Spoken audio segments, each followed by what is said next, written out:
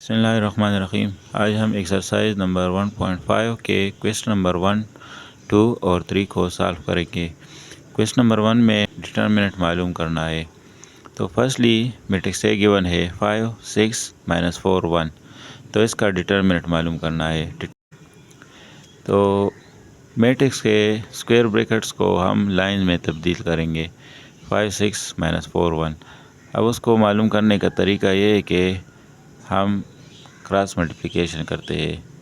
5 को 1 के साथ और 6 को -4 के साथ मल्टीप्लाई करते हैं। तो आ जाएगा 5 multiply by 1 minus 6 multiply by -4।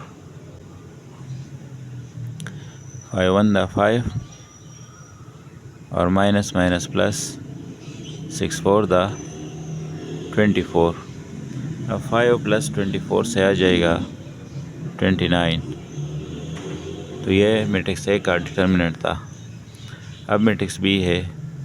Matrix B second part में मैट्रिक्स बी है 4 - 2 5 13। तो उसी तरीके के मुताबिक बी डिटर्मिनेंट या डिटर्मिनेंट ऑफ बी इसी तरह लिखते हैं, एब्सोल्यूट लाइन से रिप्रेजेंट करते हैं। और मैट्रिक्स के स्क्वायर ब्रैकेट्स को भी एब्सोल्यूट लाइन में तब्दील कर लेंगे। तो 4 - 2 5 13, 4 multiply by 13 and minus 2 multiply by 5, 13 4 दा 52 माइनस माइनस प्लस 5 2 दा 10।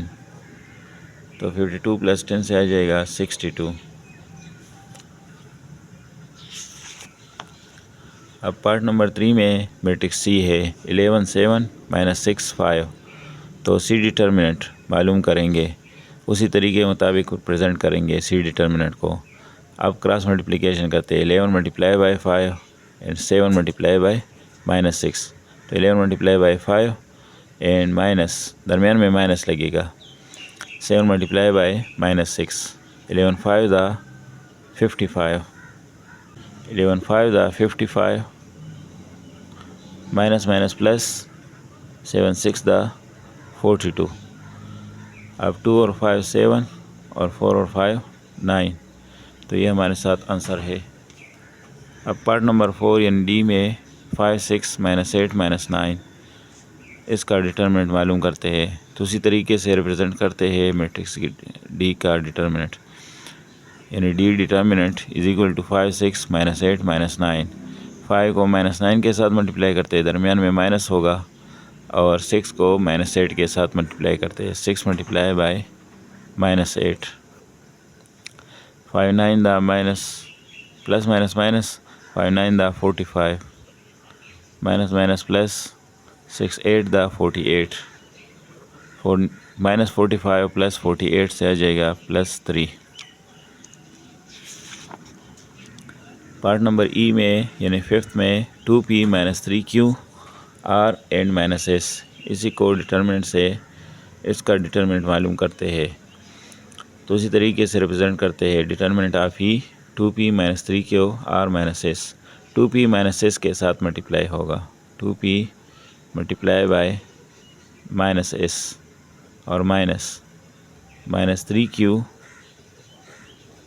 Multiply by r plus minus minus 2ps minus minus plus 3qr।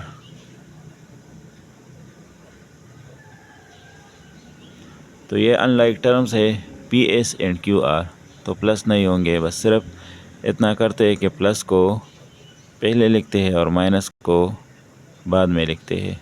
ये इसका आंसर है। पार्ट नंबर 6 में मैट्रिक्स एफ गिवन है 1 0 0 1। तो इसका डिटर्मिनेंट मालूम करना है। F determinant is equal to 1 0 0 1। उसी तरीके से क्रॉस मल्टीप्लिकेशन करते हैं, 1 1 माइनस 0 मल्टीप्लाई बाई 0, 1 1 दा 1 -0 और 1 - 0 से आ जाएगा 1।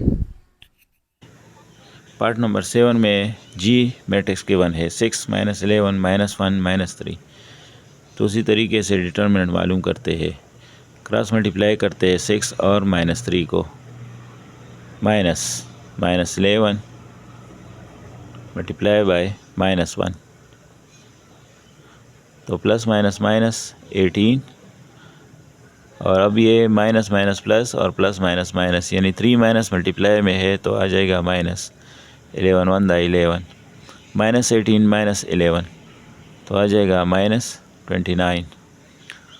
लास्ट नंबर पार्ट में है H, मैट्रिक्स H, तो इसका डिटरमिनेंट मालूम करते हैं। उसी तरीके के मुताबिक क्रॉस मल्टीप्लाई करते हैं AC मल्टीप्लाई बाई B और माइनस 0 मल्टीप्लाई बाई 0, तो AC मल्टीप्लाई बाई B से आ जाएगा ACB, लेकिन इसको आर्डर से लिखते हैं, यानी इसको लिखेंगे ABC -0 0 दा 0, तो इसका आंसर आ जाएगा ABC।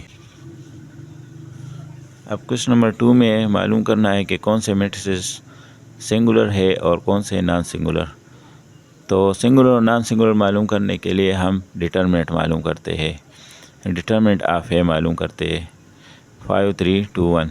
उसी तरीके से डिटरमिनेंट मालूम करते हैं 5 multiply by 1 minus 3 multiply by 2, 5 1 दा 5 माइनस 3 2 दा 6, 5 माइनस 6 से आ जाएगा -1, which is not equal to 0, यानी ए इज़ नॉन सिंगुलर, यानी determinant of A non zero आ गया, यानी डिटरमिनेंट ऑफ ए का आंसर ज़ीरो नहीं है, यानी नॉन ज़ीरो है, इसलिए matrix A is non singular.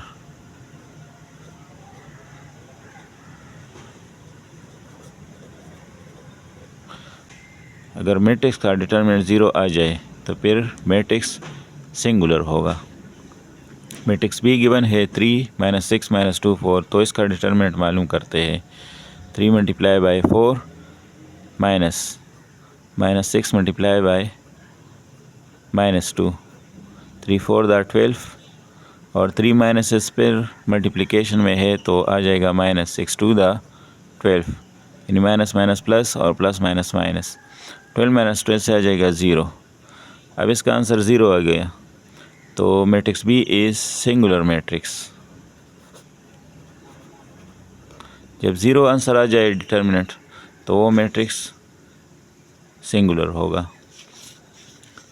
Matrix C given है 3A - 2B 2A और B, तो इसका डिटरमिनेंट मालूम करते हैं 3A मल्टीप्लाई बाई B और -2B -2B multiply by 2A, तो 3A मल्टीप्लाई बाई B से आ जाएगा 3AB minus minus plus 2 multiply by 2 से 4 और B multiply by B multiply by A से आ जाएगा AB।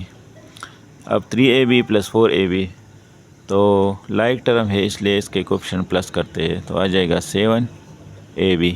तो इसका आंसर 0 नहीं है, यानी नॉन ज़ीरो है, इसलिए C is non singular.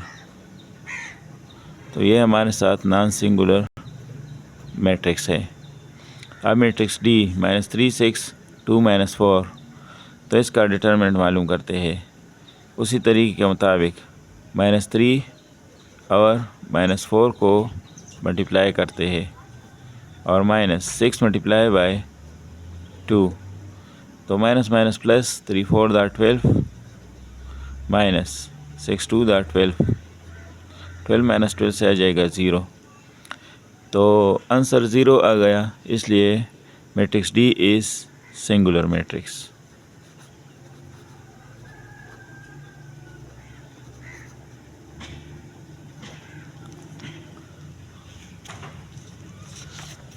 Question number 3 में हमें 4 मैट्रिसेस गिवन है और मालूम करना है एडजॉइंट। तो फर्स्टली गिवन है मैट्रिक्स A 1 2 3 4, तो एडजॉइंट मालूम करेंगे।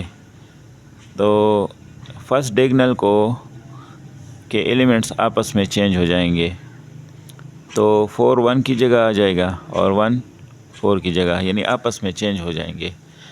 और सेकंड डायगोनल यानी 2 और 3 के साइन को चेंज करेंगे, -2 आ जाएगा और 3 से -3, तो इसको एडजॉइंट कहते हैं।